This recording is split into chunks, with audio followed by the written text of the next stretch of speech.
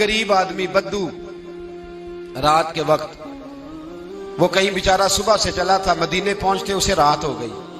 उसने डरते हुए ना खैमा ही बाहर लगा लिया। जहां रात हुई ना, आधी रात हो गई, 1-2 बजे समझ ले पहुंचा मदीने, तो उसने बाहर ने खैमा लगा लिया। बीवी उसकी उम्मीद से थी, बच्चे की विलादत का वक्त करीब आ गया, बीमार हो गई, उसने खैमा लगाया।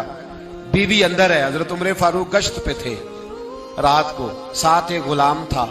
हजरत उमर फारूक रज़ी अल्लाह ताला अन्हु कहने लगे वो आग जल रही है थोड़ी सी, पता करो कौन है। तो आपका गुलाम पता करने गया तो बद्दू ने डांट दिया, कहने लगे जाओ तुम्हें क्यों बताऊं। हजरत उमर खुद गए, कहने लगे मुसाफिर भाई बता तो सही। कहने लगा जी छोड़े, मैं आपको क्यों बताऊं, मैं कौन हूं, कैसे आया हूं। फरमाया खैमे के अंदर से कराहने की आवाज आती, कोई दर्द से चीख रहा है, बता हमें बात क्या है। कहने लगा जी मैं फलां बस्ती फलां इलाके का एक गरीब हूं, अमीरुल मोमिनीन उमर फारूक से मिलने आया हूं, और रात हो गई है तो यहाँ खैमा लगाया है, सुबह मैं उनसे मिल के चला जाऊंगा। तो रात को तकलीफ देना पसंद नहीं किया, तो मेरी बीवी उम्मीद से थी, अब बच्चे की विलादत का वक्त करीब है, पास कोई नहीं। हजरत उमर कहने लगे तू ठहर, मैं अभी आया। चेहरे पे नकाब है, उसे बताया नहीं मैं ही अमीरुल मोमिनीन। उमर दौड़े गए, अपनी जौजा से कहने लगे अगर तुझे बहुत बड़ा अजर मिल रहा हो तो हासिल करेगी। क्या करूंगी। तो कहने लगे चल फिर मेरे साथ, बहुत बड़ा अजर है। एक दोस्त के यहाँ विलादत का वक्त है, जरूरत की चीजें साथ ले लो। उस औरत ने थोड़े दाने ले लिए, घी ले लिया।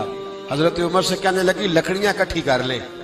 अमीरुल मोमिनीन, काउंसलर की बात नहीं बता रहा आपको, मैं आपको एमपीए की बात नहीं बता रहा, एमएनए की बात नहीं बता रहा, जो 10 गांव को मिला के चेयरमैन बना उसकी बात नहीं बता रहा, उसकी बात बता रहा हूं जो 22 लाख मुरब्बा मील का हुक्मरान है।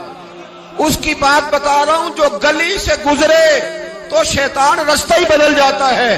उसकी बात बता रहा हूं जिसके बारे में मेरे मुस्तफा करीम सल्लल्लाहु ताला अलैहि वसल्लम ने फरमाया मेरा उम्र तो वो है कि 950 साल हजरत जिब्रील भी इसकी शान बयान करे तो अजमत खत्म नहीं होती। इतना बड़ा शख्स। हजरत उमर ने लकड़ियां इकट्ठी की, ईंटों का रोड़े लेके चूल्हा बनाया, पहुंच गए। आपकी जौजा कहने लगी ये थोड़े दाने डालने, घी डालने और एक लकड़ी लेके इसको हिलाएं, तैयार करें। खुद जौजा अंदर चली गई, हजरत उमर बाहर पकाने लगे। वो बद्दू कहता है मैं इस तरह का उनके साथ बिहेव करने लगा जैसे वो किसी चौकीदार के साथ नहीं करता। मैंने समझा ये उमर ने चौकीदार रखे आने जाने वाले मेहमानों का। मैं कभी पानी का प्याला मांगता, कभी कोई बात, उमर दौड़े जाते, कभी पानी लाते। ओ मुसलमानों, ओ मेरे रसूल के गुलाम अजीजो, हजरत उमर फारूक। वो गुलाम कहता है मैं उमर से कहता, मैं कहता गुलाम पानी ला, तो उमर दौड़ के पानी लाते। मैं कहता तुझे घी पकाना भी आता है, पहले भी कभी पकाया है? तो उमर फरमाते कोशिश तो कर रहा हूं। मैं कहता पहले भी कभी तेरी बीवी ने ये काम किया है? तो हजरत उमर कहने लगे मुझे याद नहीं, पूछ के बताऊंगा। कहते हैं क्या रंग था, क्या अंदाज था, क्या मुस्तफा की तरबियत थी, क्या अंदाज हुजूर ने सिखाए गुलामों को। ये किस तरह का अमीर है कि ये हंडिया पका रहा है, फूंके मार रहा है एक गरीब के लिए, देहाती के लिए जिसे जानते भी नहीं। अंदर उस शख्स की बीवी के यहाँ बेटा पैदा हुआ तो हजरत उमर की बीवी अंदर से बोल के कहने लगी अमीरुल मोमिनीन मुबारक हो, आपके दोस्त के यहाँ बेटा पैदा हुआ है। जब कहा ना अमीरुल मोमिनीन मुबारक हो, तो वो शख्स कहता है मेरे हाथ कांपने लगे और मैं इस तरह दौड़ा कि मेरी पगड़ी गिर गई। मैं दौड़ा तो उमर ने बुलाया, कहा किधर जाते हो?